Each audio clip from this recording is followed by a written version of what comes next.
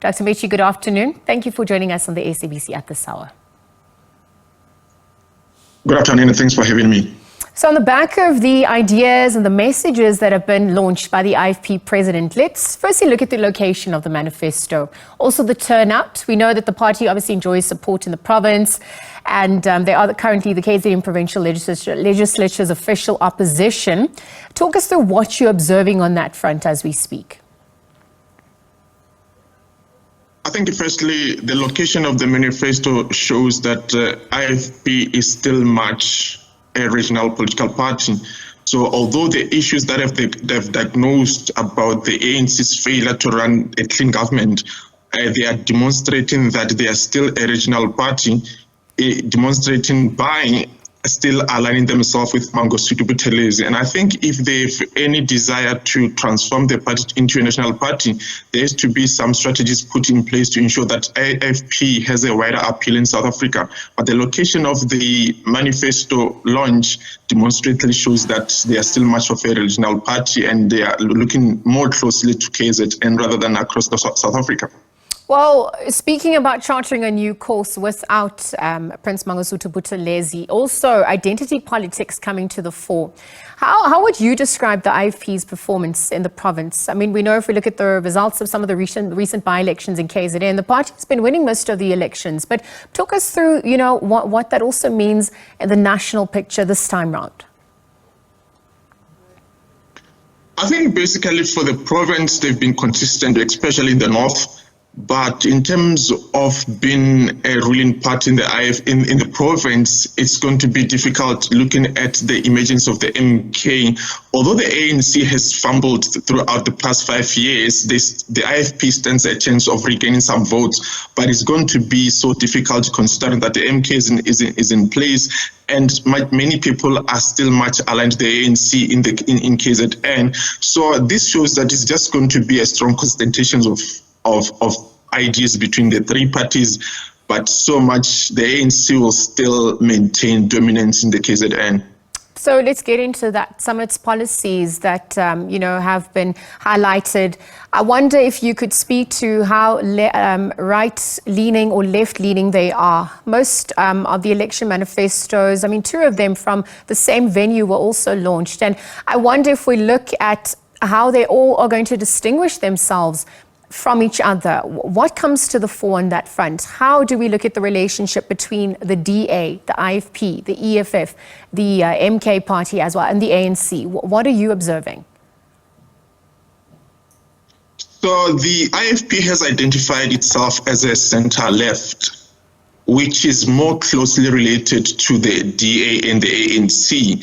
Then we can then classify the DA, the ANC, the IFP as neoliberal parties that are leaning from the center to the right, which means that they are more of neoliberal parties that believe in the work of the invisible hand of the markets. They are so market-based. So when you differentiate that from the EFF is more of a left-wing, radical left-wing political party, which centers its manifesto within the South African history of apartheid. And when you check the IFP, there's a serious omission of history in its manifesto. What you see is how they've managed to correctly show the weaknesses of the ANC government and how it has created trust deficit in politics, and they are now trying to position themselves in that regard. As for the MK party hasn't really defined itself to any political identity in those terms I've used. For now, I think we'll just have to see how they are going to, maybe if they have access to government to govern a certain way. But at the moment, they're still not much ideological inclined. But they've been linked with RET faction of the ANC, which was sort of radical in its approach to politics. But that remains to be seen if they're going to mount something the same. Well, speaking of it highlighting the weaknesses of the ANC, most parties have come out. They've given us the ideas. They've given us their promises. The question about how, so implementation obviously coming to the fore. One of the sentiments echoed today was, it's the party that you can trust. How impactful and inspiring were its ideas that were put out today? Just from your vantage point, we're obviously edging closer. The chess moves are happening. we're trying to dissect what are the options for South Africa.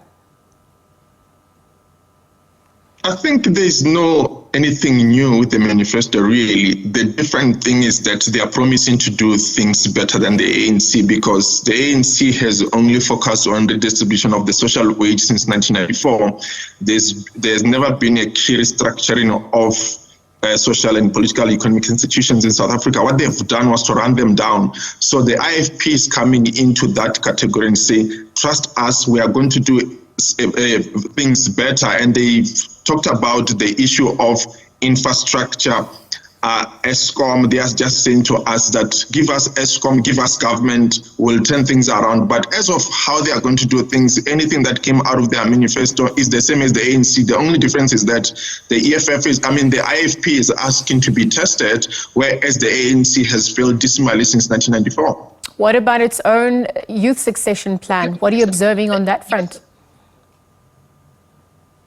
That is going to be one of the most difficult categories of its leadership, because if you check, Mangosuthu Buthelezi has been a president of the IFP for the longest time, and it doesn't seem that there is any logical succession plan. And I think if they were to remain in KZN as just a regional party, that shouldn't pose a lot of problems. But if it requires them to widen up the scale to look at South Africa broadly, then it's going to require the IFP to be presently available in universities, in communities, to ensure that they identify potential leaders that are going to take the leadership forward. But at the moment, the succession plan is quite absent, as with the ANC. The ANC is still struggling with the same concept as well.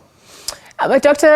Metji, let me just wrap up. We're obviously playing with the imaginary crystal ball. We're looking at possibilities and probabilities going forward.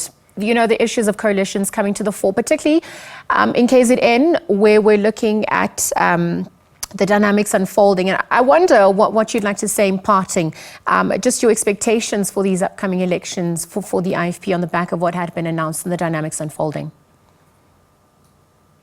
I think given the manifesto and how closely related to the ANC and the DA, I don't think the IFP will have an issue with working with the ANC and the DA, given that they are both or all advocating for market-based policies. And I think there's that possibility that given the ANC's performance in the last 5 years and how the economy is struggling to grow and people are kind of unhappy with the turn of events, we have a possibility of coalitions even in KZN or across South Africa.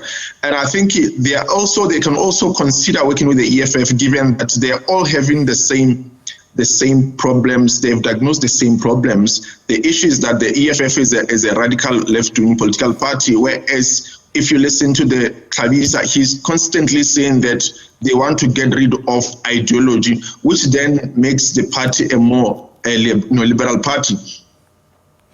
Well, let's leave it there for now. Thank you for joining us on the SABC at this hour and for weighing in. Dr. Metji Makgoba, political analyst, weighing in on the back of the IFP having launched its manifesto. 13 ideas have been put forward. We're analyzing some of the hits, some of the misses, and really waiting from here as dynamics heat up, edging closer to the 29th of May for our national and provincial elections.